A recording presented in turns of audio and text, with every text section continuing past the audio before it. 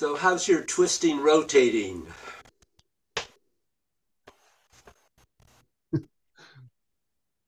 Twisting in the wind.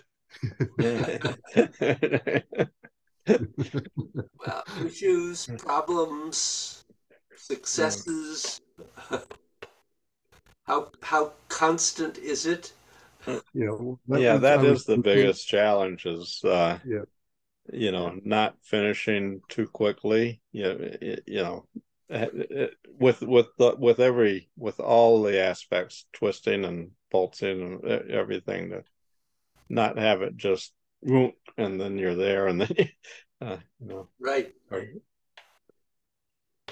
but it's good.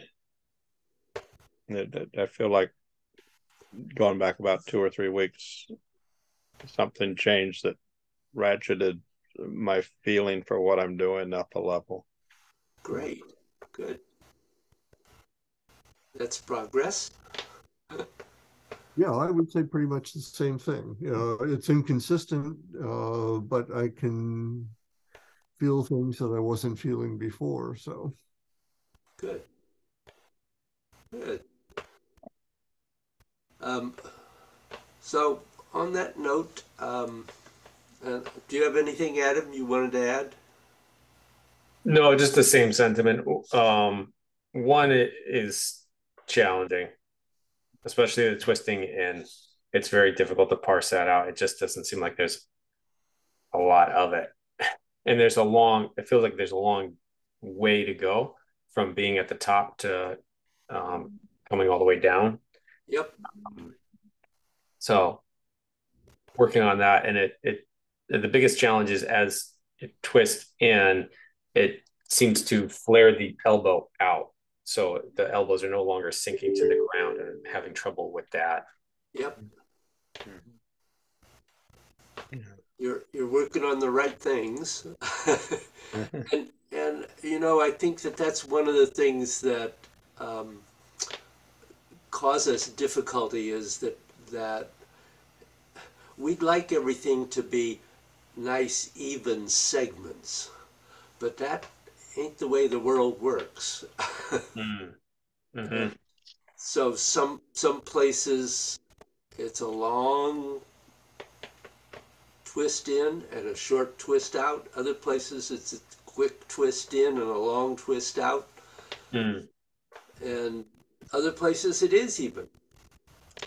Um, so it's just one of those things where you have to learn to feel what's going on and um, flow with it, not fight it. Mm-hmm. Try to force it into a particular pattern, but allow it to express the pattern that's inherent in the movement. Mm. Yeah, it's a nice way to put it. Yeah, it's not easy. Mm. uh, and it gets for for you certainly working on the Wu style that gets even more critical and more difficult because of the constant change. Um, Mm. you're not you're not repeating the same movement several times, however many that may be that you're doing. Mm-hmm. But Mm. that repetition also gives you the opportunity to practice and find that rhythm and those coordinations. Um, it isn't easy. Uh,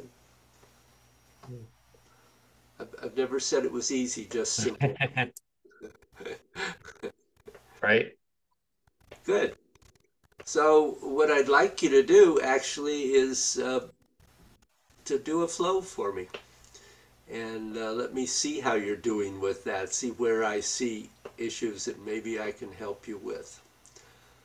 Um,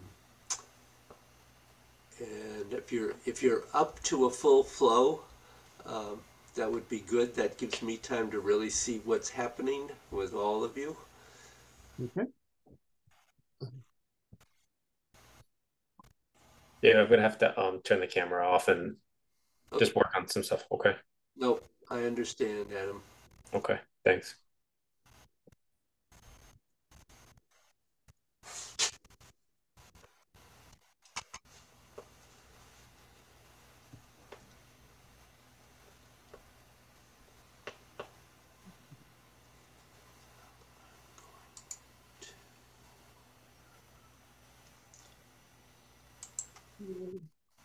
Get this camera right.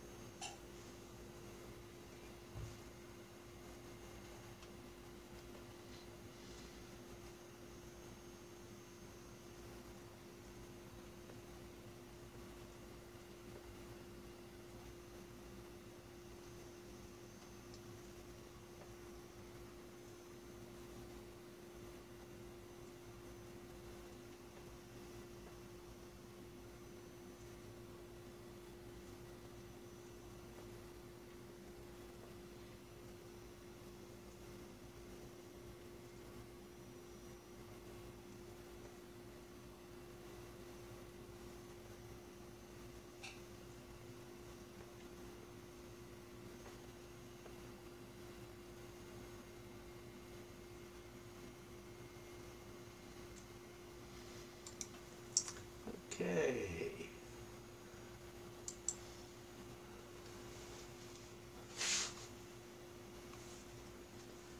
So how did you feel about your flow?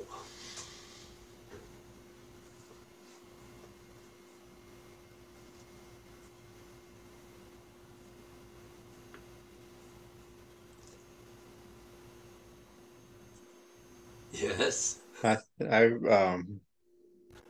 don't know why, because I don't do it when I regularly practice, but I felt like I was getting on a racehorse in the beginning. You are a little and sort of going on the, not on the inside track either. but but it seemed to settle down after that. And I think I was totally confused for some reason with the twisting in and out with posture one. But I'm not quite positive, so I want to review posture one for sure. Uh-huh. But it did seem to settle down after that. It did, yeah. Bill? I felt it was, for the most part, pretty consistent. It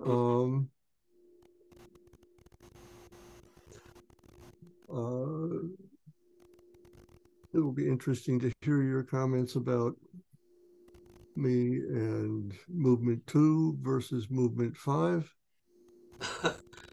There are some issues there. Also between 4 and 6. Okay. But that's the first thing I would say is that I definitely felt improvement, certainly overall in position of the elbows, generally in the movement of the elbows, in the it felt like the twisting was pretty constant. It was very positive things. I will talk about some details, but overall, it looked to me like, guys, you guys have been doing a little bit of practice, which is a good thing. So there certainly was quite a bit of positive there, too. One is annoying in a way because of the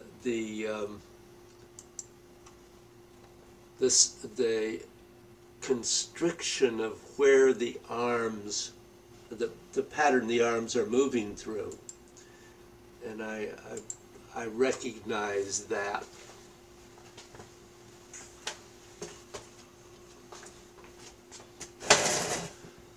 So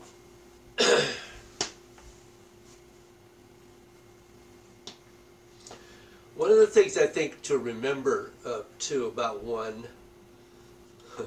probably about all of them at one point or another, but one, it's really important that when you start, that you bend first, and so that you have some place to bring the arms up from and extend out.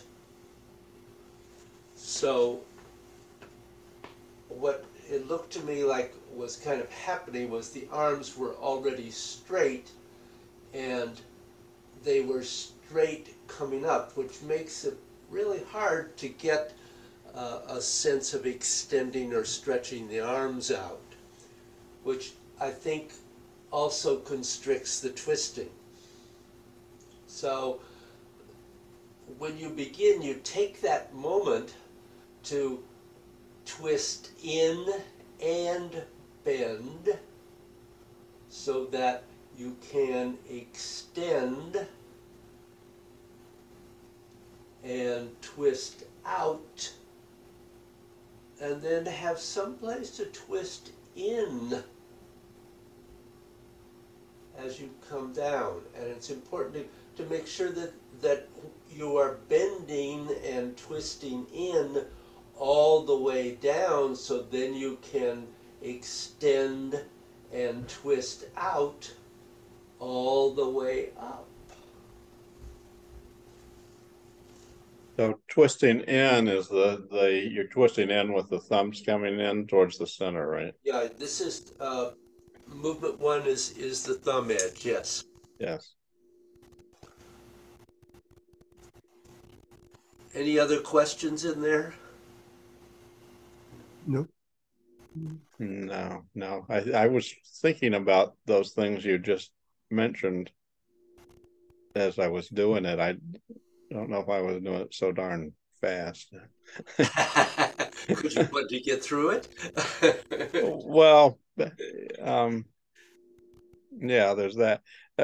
There's also the issue of counting. Oh, well, yes. But that's a personal problem. Well, everybody deals with that, Bill. You are not alone, but I deal with that. Believe me, in class, sometimes I will discover that I'm not doing the same number of each one. What I would say is don't get too hooked on that. Do your best to do the same number of each one. Is preferable to do that. One of the things is after you have done it for a fairly long period of time, and I can't tell you how long, because it's probably different for everybody, but you arrive at a point where you know when you have done the number you're working with.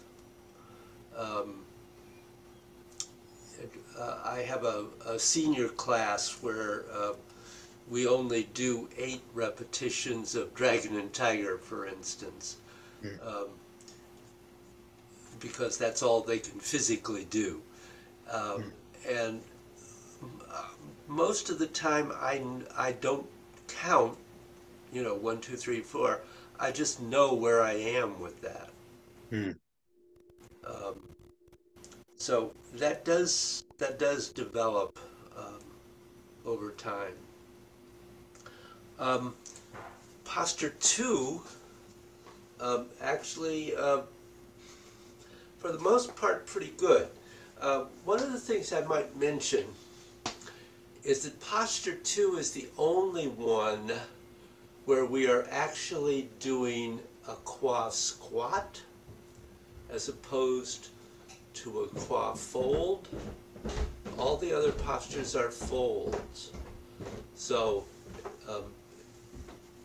that's important to keep that in mind, because there is a difference between doing the squat and doing a fold. And it's a little hard for me to tell on Zoom accurately always what you were doing. There were some places where I wasn't really sure. So I just wanted to make sure you're clear about that. In posture 2, I think, Bill Bynum, this comment is for you, as I remember.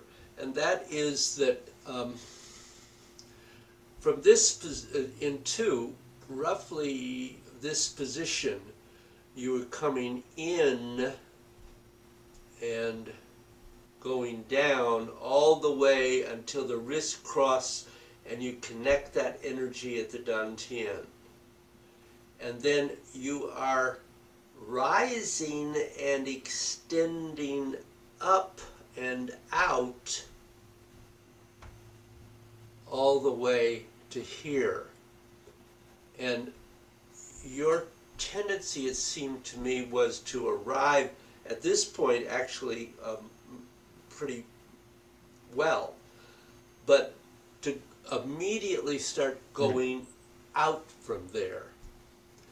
And you have to get the energy to come up the body and then out. Okay. Yeah, I was definitely doing that because I was thinking of the contrast between that and 5, I guess. Well, with but you're expanding but keeping the connection there as you start coming up. Yep. If I was seeing what you were doing right. Yeah, so um, I'll jump to 5 too. So, but 2, you're bending and twisting in to here, and then extending and twisting out to here. Mm-hmm. In 5, this is not the end. Well, it could be your transition point, but I must say that I find the transition point really is a little lower in that circle. So um, really here, the bending and twisting in continues as the arms start to rise. And then they go out and down. Okay.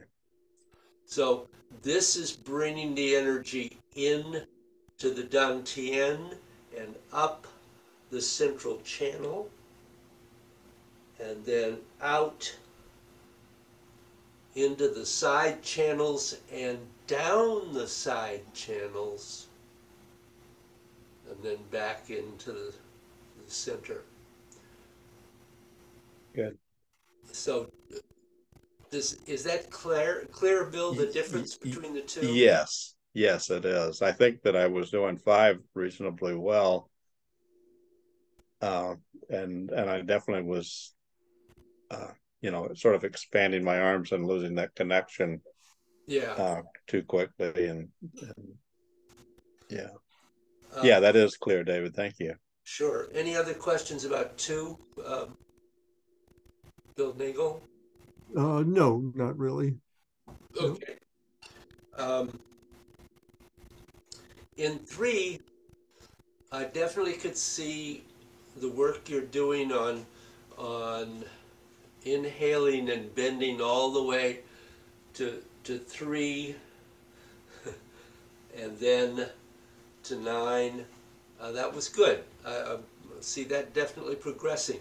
The one thing I would encourage you to endeavor to do is that when you have expanded out at 3 and 9, that you make that bending and twisting in continuous all the way through until you get to the point of going out. So these movements, in addition to extending the inhale, also extends the bending so that you are bending and drawing in all the way to those points. I hear you saying that. Would you talk also about where you are with the C curve? Are you waiting until you're extending out to expand from the C curve at the same time? Yeah, you have straightened the C curve here, and then you're bending the C curve, bending, bending, bending, bending, bending, bending, bending, bending, bending, bending, extending. Okay. So the extending is a very small percentage on both compared, like. Yes. Yes. Okay. You've said that before. I must have ignored it. I don't think you ignored it. There's just a hell of a lot in here. It looks like I could use some more bending in just about all of the movements. Yeah, I felt both of you could work a little more on the qua fold, and slowing down the bending so that it continues along with the twisting. Yeah. Yep. The 3's coming.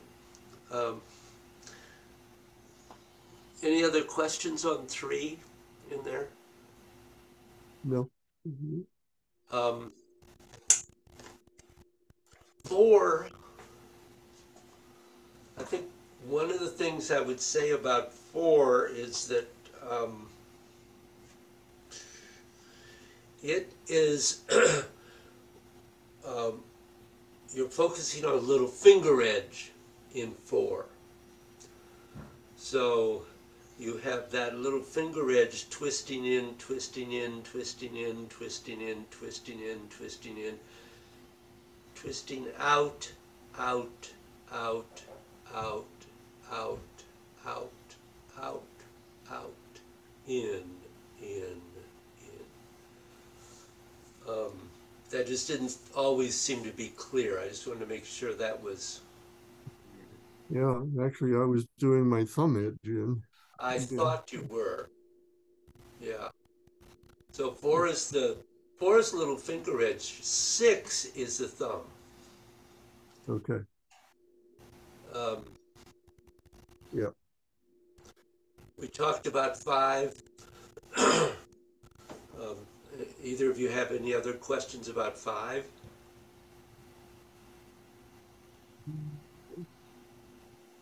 No. Okay. So with 6, as I said, you're thinking of the thumb edge going out and the thumb edge twisting in,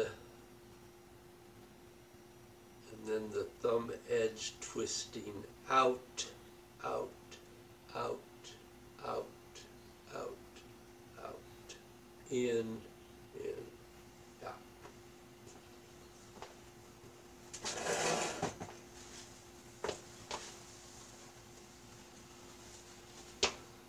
So, other questions? Well, it's just amazing how easily you fall into bad habits. I fall into bad habits. Well, Yeah. we do our best. The other thing that happened for me through several of the postures of my breathing was reversed. And when that happens, I just stay with it rather than trying to switch it. But I'm never quite sure how that happened. It's like, I'm just wrong-footed or wrong breathed or something. I don't. Well, And again, it feels good. It feels natural. It doesn't feel like I'm, yeah. offhanded or something. Well, what I was going to say is when that happens and it feels natural, you should stick with it. Don't fight it. Unless it's a practice in which you're focusing on the breathing and you want to do the other, then the thing about the breathing is that eventually you should be able to do it either way. But we start with the ideal of inhaling during the bending and twisting in and exhaling during the out. But that's not always how your body works on that day. So sometimes it will just go to the opposite and it just feels right, and don't fight it. And for the breathing for this, I'm sure there's variations, but we always exhale and inhale both through our nose, right? Yes. Yep. Absolutely. The Taoists only in some very specific practices where you're working on exhaling negative energy do they use an open mouth exhale. They're unlike the Buddhists, who obviously in yogic practices use a number of different forms of breathing where the mouth is open at different times. And that's not to say that that's bad. It's not. It's just different. So, What is the reason for that? reason for which? For breathing through the nose as opposed to the mouth. Um,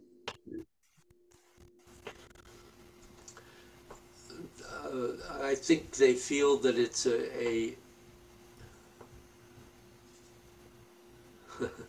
it's a it's the problem with exhaling through the mouth is that you do allow a lot more to go out. Mm-hmm. And that's all right if your focus is on expelling negative energy or um, if you have a specific reason for doing it. But they feel that the normal form of breathing through the nose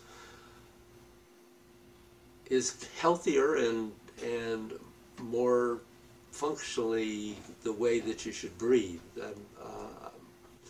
I clearly don't have a lot of reasons behind that. I just know that they're very definite about it. Yeah. Well, I accept it and it feels good. I just realized that I didn't understand why. So, I recently, there was I'm not sure, I think it was on NPR, there was a whole program where someone, I don't know I don't even remember now what he was specifically. I think he was some form of doctor, but he was talking about why it's preferable to breathe through the nose. And he was talking about the fact that in terms of bringing the air into the body, it both purifies it and heats it so that it moves more effectively through the entire system than when it goes through in or out through the mouth. And he was really emphatic about this and went on at some length. It was really kind of interesting. That's certainly a Western approach to that. Yeah. But he was really emphasizing the importance and value of breathing through the nose. Just throw that one out. I heard a variation on that. I think it was Madeline's doctor who suggested a breathing for blood pressure. Uh-huh. You inhale through your nose for a count of 5. Then you hold your breath for a count of 8. Then exhale through your mouth for a count of 8. And if I do that for 20 minutes or so, my most dramatic result is changing my blood pressure from like 140 over 85 to 122 or something like that over. But what he said was similar to what you said. Breathing in through your nose gives maximum efficiency for getting oxygen into your system. Yeah. And breathing out forcefully through your mouth, and this theory was, you expel more of the CO2. You get more out of your system and prepare it to receive the oxygen on the next inhale. So so that's somewhat anecdotal and somewhat professional. So I don't know what you do. No. I know that system works. Fortunately, at the moment, my blood pressure is quite stable, but good. But I know that is a good system for specifically doing that, and in that case, that makes sense.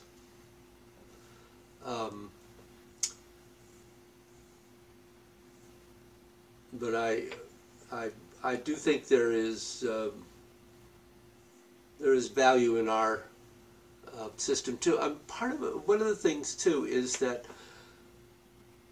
I think we tend to inhale more effectively than we exhale, sort of culturally. Hmm. And so that's one of the things in our Taoist breathing practices, is that we emphasize really focusing on making sure that you're exhaling at least as much as you are inhaling, just in basic breathing, basic longevity breathing. Because we tend to take in more than we push out. It's just, it seems to be a natural tendency. That's not a good thing.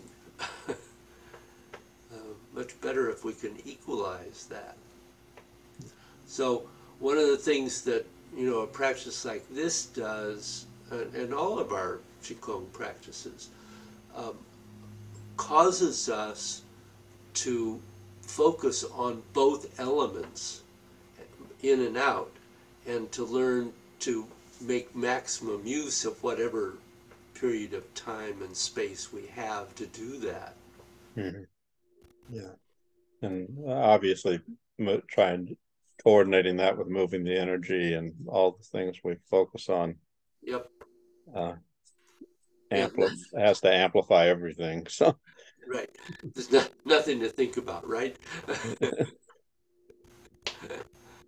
So, well, this wasn't exactly what I had planned today. It was partly what I had planned today, but I think that we got some good work in here.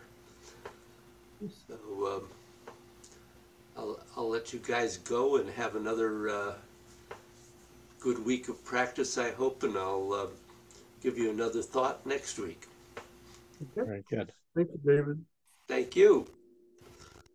Have a great week. You also, David. You too, Bill. Take care.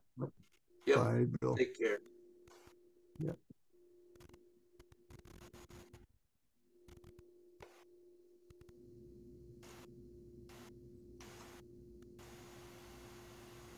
You still around, Adam? You're tied up. Hey, well, I can't seem to come off. There we go.